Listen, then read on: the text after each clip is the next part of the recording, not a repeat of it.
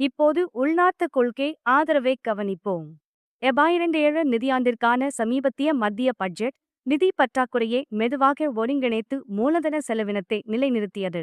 நிதி இறுக்கத்தின் அதிகபட்ச பாதிப்பு கடந்துவிட்டதா என்று நீங்கள் நினைக்கிறீர்களா? மேலும் தற்போதைய நிதிநிலை வளர்ச்சிக்கு இது எவ்வாறு உதவுகிறது? இது மிகவும் நல்ல கேள்வி. சோனல், இந்த வரைபடத்தை பார்க்கும்போது அது மிகவும் தெளிவாக தெரிகிறது என்று நினைக்கிறேன். இடது பக்கத்தில் அரசு என்ன செய்ய முயற்சிக்கிறது என்பதை நீங்கள் பார்க்கலாம்.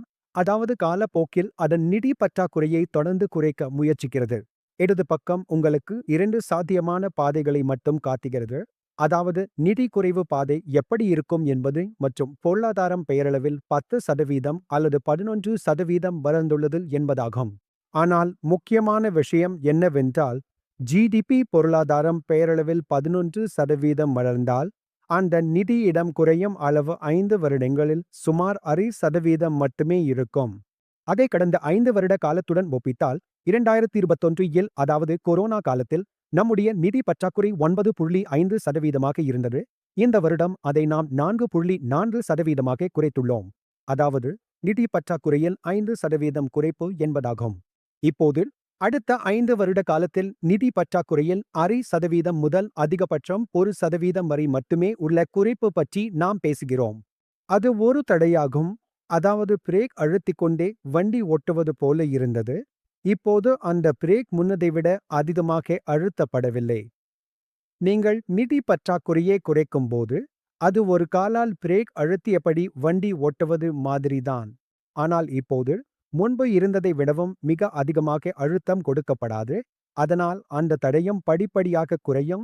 இது நாட்டின் ஒட்டுமொத்த பொருளாதார வளர்ச்சி பாதையில் ஒரு சாதகமான விஷயமாக இருக்கும் என்று நான் நினைக்கிறேன். மேலும் இந்தியா தனது நிதி ஒழுங்கு பாதைக்கு மீண்டும் மிகச் சரியான முறையில் திரும்பி வந்ததில் மிகவும் நேர்த்தியாகவும் திறமையாகவும் செயல்பட்டுள்ளது என்பதையும் இது தெளிவாக வெளிப்படுத்துகிறது. அடுத்த ஸ்லைடில் பார்த்தால் பட்ஜெட்டில் இன்னொரு விஷயத்தையும் பார்க்க முடியும். சோனல், அதாவது இந்திய அரசின் மொத்த செலவுகளில் மூலதன செலவினை 1% எடுத்துக்கொண்டால் அதன் குறிப்பிடத்தக்க அதிகரிப்பு ஏற்பட்டுள்ளது. நீங்கள் இடது பக்கத்தில் உள்ள கடைசி 2 மஞ்சள் பார்களை பார்த்தால் இதை தெளிவாக காணலாம். நடுப்பகுதியை பாருங்கள், அதுதான் மஞ்சள் பார்கள். கடைசி 2 பார்களை பாருங்கள். FE21 இருந்து FE25க்கு அந்த பார் எவ்வாறு வேகமாக உயர்ந்துள்ளது என்பதை கவனியுங்கள்.